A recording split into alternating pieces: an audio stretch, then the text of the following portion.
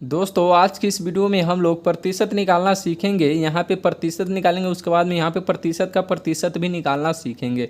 दोस्तों अगर आपको प्रतिशत निकालना बिल्कुल भी नहीं आता तो आप इस वीडियो को एक बार एंड तक जरूर देखना। इस वीडियो को देखने के बाद आपको दोबारा कोई भी वीडियो देखने की ज़रूरत नहीं पड़ेगा, क्योंकि आप इसी वीडियो में पूरी तरह से एकदम सीख जाएंगे। तो चलिए हम यहाँ पर बिना देरी के वीडियो को स्टार्ट करते हैं।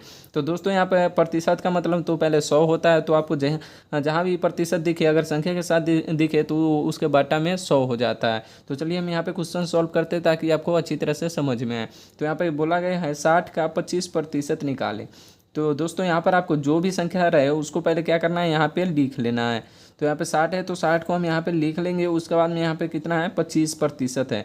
क्या है यहाँ पे, तो का मतलब यहाँ पे गुना हो जाता है। उसके बाद में यहाँ पे क्या है, 25% है। तो यहाँ पर जो भी संख्या रहे उसको पहले लिख लेना है। उसके बाद में प्रतिशत का मतलब 100 होता है, लेकिन संख्या के साथ है तो हम क्या करेंगे, बट्टा में 100 लगा देंगे। तो बट्टा में 100 हो जाएगा। उसके बाद अगर कटने वाला है तो हम इसको क्या करेंगे, काट देंगे। पहले एक जीरो से एक जीरो को हम पहले काटेंगे। उसके बाद में हम 5 से काटेंगे तो 25 हो जाएगा। उसके बाद में यहाँ पे 5 दूनी 10 हो जाएगा। फिर ये 200 हम इस 6 को काटेंगे तो कितना होगा, 3 दूना 6 हो जाएगा। अब नहीं कटने वाला है तो अब हम क्या करेंगे, गुना करके लिख देंगे। यहाँ पे 3 इधर बचा और 5 इधर बचा, कितना हो जाएगा, 15 हो जाएगा। 5 या 15 और नीचे 1 है तब नीचे 1 लिखेंगे तो 15 में 1 से भाग देंगे तो 15 ही होगा, इसलिए हम नीचे में 1 नहीं लिखते हैं। तो क्या हो जाएगा, आपका 15 ही राइट आंसर हो जाएगा। उसके बाद में अब यहाँ पे सेकेंड क्वेश्चन है 70 का 35% निकाले। तो यहाँ पे पहले क्या करेंगे, यहाँ पे पहले 70 लिख देंगे और उसके बाद में यहाँ पे का है तो का मतलब यहाँ पे गुना हो जाएगा। उसके बाद में यहाँ पे 35% बोला गया है तो यहाँ पे पहले 35 लिखेंगे। उसके बाद में यहाँ पे कितना हो जाएगा, 100 हो जाएगा बट्टा में, क्योंकि यहाँ पे 35% बोला गया है तो यहाँ पे बट्टा में 100 हो जाएगा। उसके बाद में यहाँ पे 1 जीरो से 1 जीरो ये कट जाएगा। उसके बाद में यहाँ पे 5 से काटेंगे तो 7 5 35 हो जाएगा और ये 2 हो जाएगा। 5 दूना 10 हो जाएगा। अब यहाँ पे अब नहीं कटने वाला है तो क्या करेंगे, ऊपर को गुना करके लिख देंगे और नीचे वाले को गुना करके लिख देंगे। तो यहाँ पे 7 7 कितना हो जाएगा, 49 हो जाएगा। उसके बाद में यहाँ पे बट्टा में कितना है, 2 है। तो दोस्तों यही आपका राइट आंसर हो जाएगा। और इसको आपको दशमलव में करना है तो यहाँ पे हो जाएगा 24 दूना 48.5, यानी कि 24.5 आपका राइट आंसर हो जाएगा। और ये भी आपका आंसर हो जाएगा।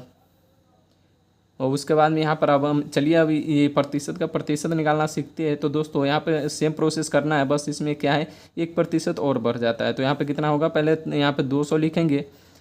उसके बाद में यहाँ पे का है तो का मतलब यहाँ पे गुना हो जाएगा। उसके बाद में यहाँ पे 40% है तो यहाँ पे पहले 40 लिखेंगे। उसके बाद में बट्टा में कितना हो जाएगा, 100 हो जाएगा। उसके बाद में यहाँ पे कितना है, फिर से का है तो गुना लगाएंगे। उसके बाद में कितना है, 15% है तो यहाँ पे फिर से हम क्या करेंगे, 15% यानी कि 15/100 लिखेंगे। उसके बाद में अब यहाँ पे कटने वाला है तो हम इसको क्या करेंगे, काट देंगे।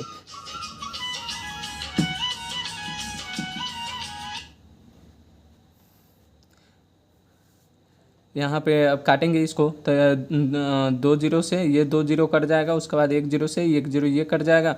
उसके बाद में यहाँ पे अब हम काटेंगे 5 से तो ये 5 या 15 हो जाएगा और ये 5 दूनी 10 हो जाएगा। फिर इस 2 से हम इस 2 को काट देंगे। अब यहाँ पे अब नीचे में 1 1 बच गया और ऊपर में कितना हो जाएगा, 4 इधर है और 3 इधर है तो कितना हो जाएगा, 4 3 12 हो जाएगा। और बटा में 1 होगा तो 1 से कोई मतलब नहीं होता है तो हम क्या करते हैं, नीचे 1 नहीं लिखते। यही आपका राइट आंसर हो जाएगा। दोस्तों अगर वीडियो पसंद आए तो वीडियो को लाइक और चैनल को सब्सक्राइब जरूर कीजिएगा। चलिए मिलते हैं नेक्स्ट वीडियो में।